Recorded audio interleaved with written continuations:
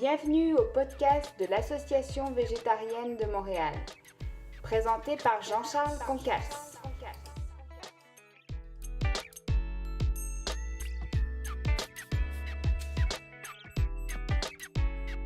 Bonsoir Carl. Bonsoir Jean-Charles. Ça me fait plaisir de te recevoir ce soir. Merci. On va parler d'éthique animale. Donc je voulais discuter avec toi en fait sur une réflexion de comment les Occidentaux perçoivent les animaux et comment cela a évolué dans l'histoire, comment le cheminement s'est fait en Occident, et qu'est-ce qui a influencé notre vision des animaux. Ouais. Tu peux me parler un peu de... Absolument.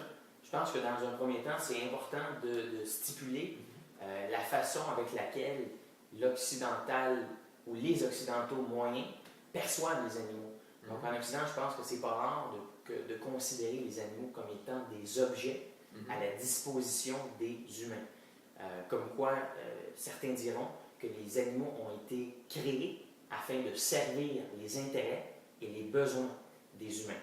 Et c'est pas rare au Québec ou ailleurs en Occident d'entendre les gens dire « Ouais, mais on ne devrait pas trop se préoccuper du sort des animaux parce que, après tout, ce ne sont que des animaux qui ont été créés, et ça c'est dit implicitement, pour nous servir, pour servir les besoins et les intérêts des humains. » Et donc, en Occident actuellement, je pense que c'est clair que dans l'idéologie la plus influente, dans la mentalité des Occidentaux, il y a clairement une dichotomie entre tous les humains et tous les animaux. Seuls les humains ont une valeur intrinsèque, sont des fins en soi, et les animaux ont une valeur instrumentale, ont une valeur seulement dans la mesure où ils peuvent servir les intérêts des humains. Et donc, comment est-ce qu'on explique cette dichotomie entre tous les humains d'un côté et tous les animaux? Comment on explique le fossé entre tous les humains et tous les animaux dans la mentalité ou la perception occidentale des animaux? Et ça, c'est foncièrement différent en Occident par rapport à l'Orient, en fait.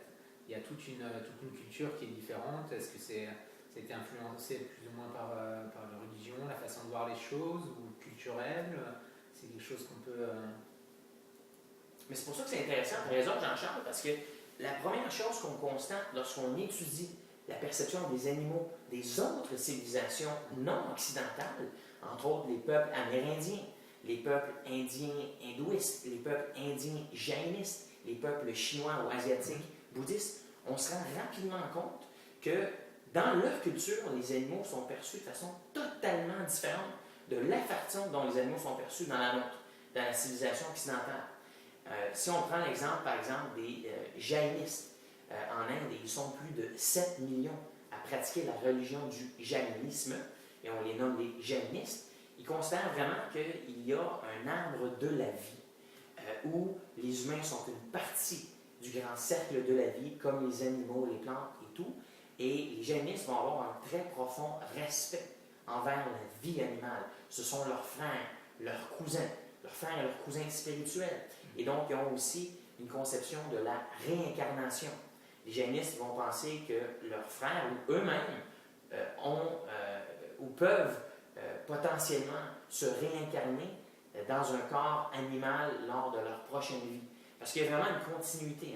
Et on s'aperçoit que dans la civilisation bouddhiste ou dans les peuples bouddhistes, il y a aussi une continuité et non pas un fossé. Donc il y a une continuité entre tous les humains et tous les animaux. Les humains sont perçus essentiellement dans la même échelle que les animaux, ce qui n'est pas le cas avec la civilisation occidentale. Donc comme tu l'as dit, réalisant que nous, occidentaux, considérons les animaux essentiellement comme des objets créés pour servir les humains, et considérant que cette perception des animaux n'est pas partagée par plusieurs autres civilisations de ce monde, comment est-ce qu'on peut expliquer cet écart-là entre les civilisations non occidentales et les civilisations occidentales? Comment peut-on expliquer notre propre perception des animaux, qui est un facteur ou un phénomène purement culturel? Et là, c'est intéressant, parce que lorsqu'on se met à éplucher la littérature académique, on se rend compte que selon plusieurs chercheurs universitaires, la perception des animaux des Occidentaux est largement attribuable à la tradition judéo-chrétienne. Et un auteur et chercheur universitaire du nom de Lynn White Jr. a publié un article des Circle Roots of our Ecological Crisis, qui est un article des plus influents dans les littératures sur l'éthique environnementale et animale, qui stipule essentiellement qu'on peut attribuer à la tradition judéo-chrétienne non seulement la façon dont on perçoit et traite les animaux, mais aussi toute la crise écologique actuelle. Et lui, Lynn White, tout comme Peter Singer de l'Université Princeton, vont retracer cette dichotomie entre tous les humains et tous les animaux dans la mentalité occidentale à la Bible. Hein? À la Bible, et plus précisément à l'Ancien Testament de la Bible judéo-chrétienne. Et j'ai amené un passage avec moi, Jean-Charles, qui démontre ce que Lynn White et Peter Singer tentent de prouver. Et Lynn White et Peter Singer ont identifié un passage dans l'Ancien Testament de la Bible judéo-chrétienne qui aurait été un des passages les plus influents de toute la littérature chrétienne. Et ce passage-là, qui a été cité à maintes et maintes reprises par les hommes de l'Église et par les plus grands théologiens par la suite, donc Saint Thomas d'Aquin, Saint Augustin, Saint Paul et j'en passe, ce passage-là revenait encore et encore. Et qu'est-ce que ce passage-là nous dit, un passage de la Bible, du tout premier chapitre de l'Ancien Testament, qui s'intitule la Genèse. Et là, on regarde le livre 1, 26, livre 1, verset 27 et livre 1, verset 28, qui stipule, et je cite, « Puis Dieu dit », c'est la création de l'humanité, la création de la terre par Dieu. Ça, c'est l'histoire de notre création, l'histoire chrétienne de notre création. Et ça dit, je cite, « Puis Dieu dit, faisons l'homme à notre image, selon notre ressemblance, et qu'il domine sur les poissons de la mer, sur les oiseaux du ciel, sur le bétail, sur toute la terre et sur tous les reptiles qui rampent sur la terre. » Dieu créa l'homme à son image, et il créa à l'image de Dieu. Et il créa l'homme et la femme. Dieu les bénit, et Dieu leur dit, « Soyez féconds, multipliez, remplissez la terre, et l'assujettissez, et dominez, encore une fois, sur les poissons de la mer, sur les oiseaux du ciel, et sur tout animal qui se meut sur la terre. » Donc, dominez les animaux. Dominez la terre. Vous devez assujettir les animaux. Assujettir la terre. Ce sont donc des termes très forts, Jean-Charles.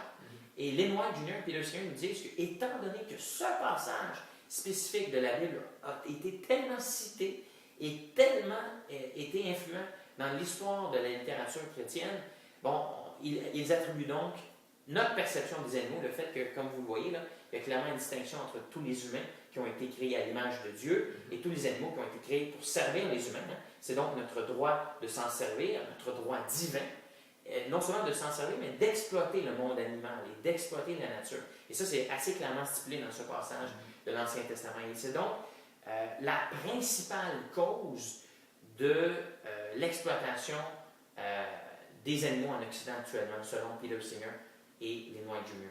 C'est une des principales causes. Ce n'est pas la seule cause. Il y a des facteurs capitalistes aussi, tels que tu le stipulais. Mais selon ces deux auteurs-là, les plus influents, donc Lynn White et Peter Singer, pour comprendre la genèse de notre perception des animaux, il faut nécessairement retracer les origines de cette perception-là dans notre culture et dans notre religion, la religion judéo-chrétienne. Donc en fait, on aurait vraiment, pour essayer de résumer ça, en fait, deux sortes d'échelles. Une échelle verticale au niveau occidental, et une échelle plutôt horizontale dans le niveau oriental. Donc les orientaux placeraient l'humain ainsi que les animaux sur le même plan, alors que les occidentaux placeraient l'homme en haut et les animaux par ordre à la suite sur une échelle verticale. Ouais. Mais ça, c'est ce que nous dit la Bible, mais est-ce qu'il y a d'autres passages qui sont plus, peut-être pas majoritaires, mais qui évoquent d'autres choses dans la Bible, ou certains passages qui diraient peut-être que c'est peut-être pas si bon de consommer les animaux, qu'il y a peut-être une échelle de valeur qui est différente? Absolument. Et pour revenir à ton premier point, Jean-Charles, c'est très complexe que de parler de l'échelle des êtres, parce qu'effectivement, certains auteurs judéo-chrétiens nous parlent en termes explicites. Saint Augustin, entre autres, d'une échelle des êtres. Et donc, il y aurait Dieu, les anges, l'humain, les animaux, la terre. Mais c'est plus qu'une échelle horizontale, parce que c'est vraiment deux échelles. Tu as l'échelle des êtres qui possèdent une valeur intrinsèque, et là, il y a un écart, il y a un fossé. Et après, il y a l'échelle des êtres qui ne possèdent pas de valeur intrinsèque. Des marchandises. des marchandises. Et pourquoi je parle de fossé? Parce qu'il n'y a aucun moyen de grimper dans l'échelle pour les êtres qui ne possèdent pas de valeur intrinsèque. C'est leur destinée d'être coincés dans le bas de l'échelle. Donc, c'est même pas une échelle qu'on peut grimper. Il n'y a pas d'échelle de non, il n'y a pas vraiment d'échelle. C'est un fossé, vraiment. Il y a un écart. Et du côté des bouddhistes, c'est intéressant aussi, ou même des jainistes, parce que, typiquement, lorsque le jainiste moyen indigné croit à la réincarnation, il va avoir aussi une échelle en tête. Hein. C'est pas parce qu'il y a une continuité dans leur mentalité entre le monde animal et le monde humain qu'il n'y a quand même pas d'échelle. C'est pas un plan horizontal, en fait, parce que il y a un jugement de valeur qui est porté sur la vie humaine et un jugement de valeur qui est porté sur la vie animale. Dans le psyché jainiste, vaut mieux être un humain qu'un animal. Donc, l'humain a davantage de valeur intrinsèque qu'un animal, même si l'animal a une valeur intrinsèque. Il a moins de valeur que l'humain. Donc, c'est préférable de renaître dans un corps humain que de renaître dans un corps d'une vache. Donc, il y a quand même une échelle, hein? Ou une pente, tout le moins. C'est quand même pas un plan horizontal. Oui, c'est ça. Il n'y a pas vraiment de... Il n'y a pas d'égalité. Il n'y a quand même pas d'égalité, même si ils respectent l'ensemble de la création, pour reprendre leur propre